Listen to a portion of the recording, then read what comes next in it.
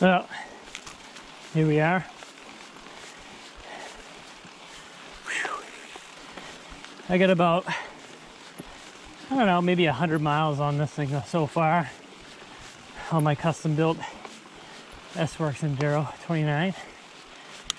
And just doing a short little 500-foot climb here up to a nice little backwoods enduro trail.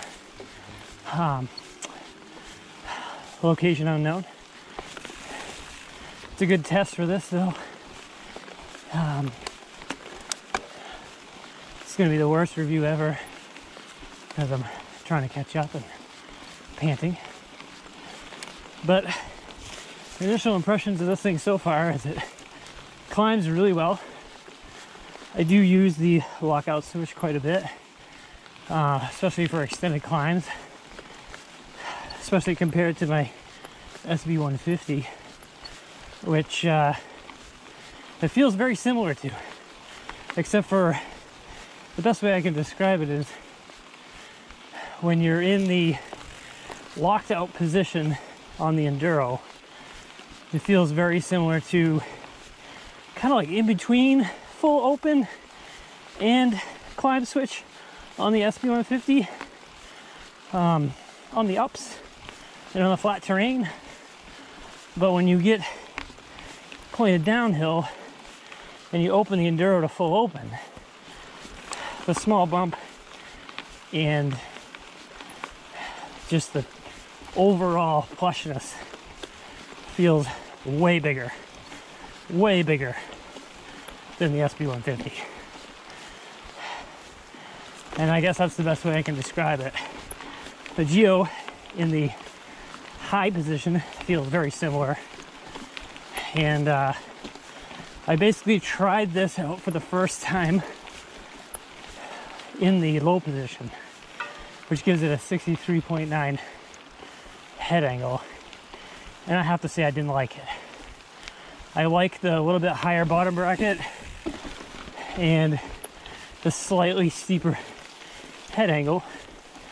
Maybe because that's what I'm used to, but mostly because I was sick of, I just felt too low in the bottom bracket compared to what I was coming off of with the SB150.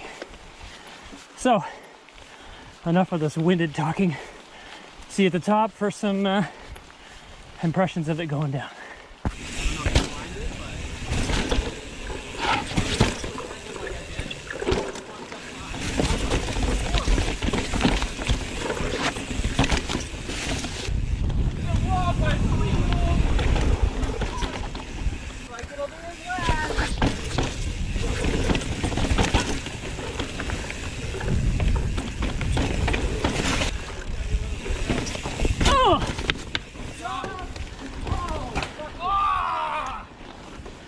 Hit that jump.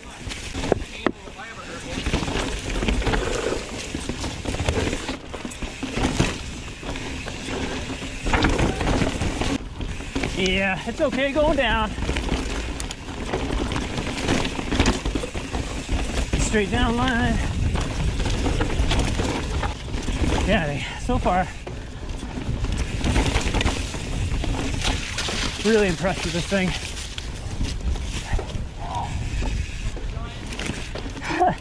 We got Ryan behind me. Big free to shred. Riding his Stunt Jumper Evo. Check out his channel. It's very pedally down. But then all of a sudden, got some good jumps to test this thing out on. Just eats up the chunk. Eats it up.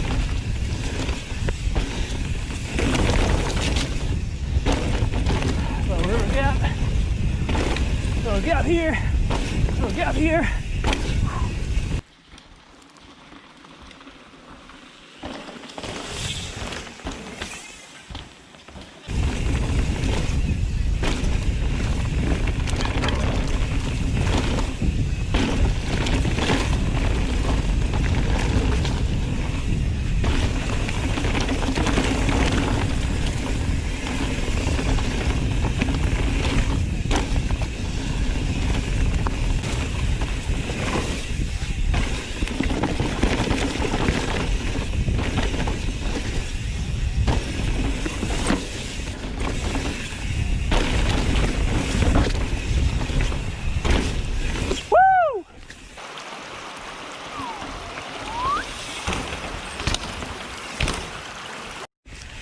So overall,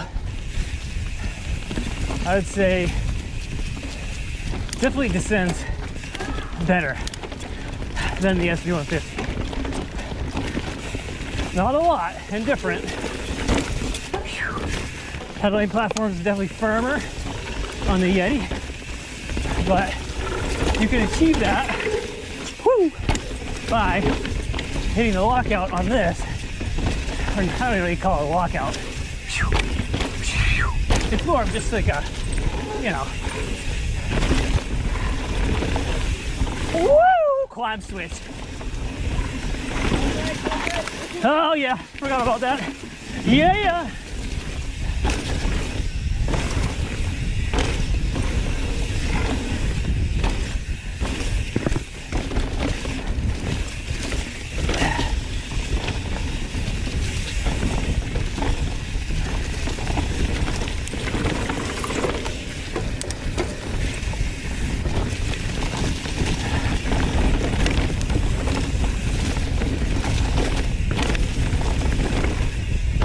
We're going a little technical climbing into the bits, huh?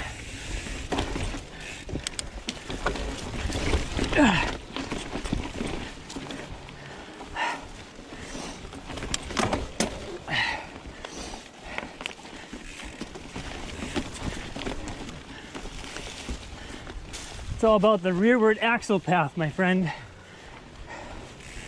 On these climbs, you can definitely feel it even with the lockout. Woo!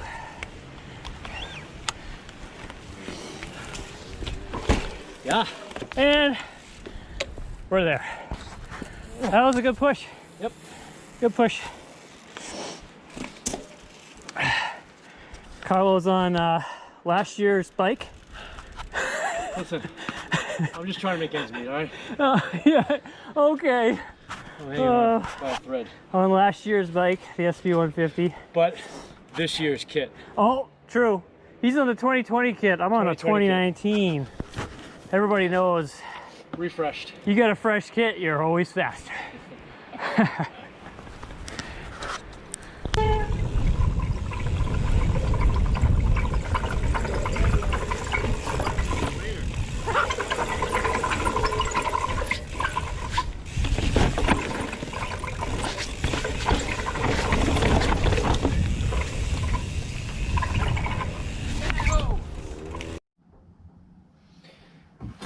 So we're back in the shop, and I just wanted to go over a few more things that I forgot to mention on the Enduro. I know I said I was going to do more of a long-term review later, but I felt that it was relevant to give you all the information now. And basically what I found was the basic setup from Specialized, you know, the shock settings and stuff like that, are adequate for for probably the most, for what most people want out of the suspension. I found that I wanted a little bit more pop out of it. It was more too, like, you know, felt more like a coil, very, very flat, not poppy, plowed really good through technical terrain, but just didn't give me that pop that I wanted to be able to skip over features, hit that rock on the side of the trail, gap some technical roots or whatever it may be. So I talked to a friend on our team, Matt Sebas. He's usually pretty good at every suspension setup that I can think of. Made some suggestions from from the settings that you get on the website when you punch in your rider height and weight and the model of bike that you're on. Specialized gives you a baseline of where you should be with your shock. In this case, it's the Fox X2, which has all the adjustability: low, high-speed rebound, low, high-speed compression, and you can dial it in to feel how you want it to feel.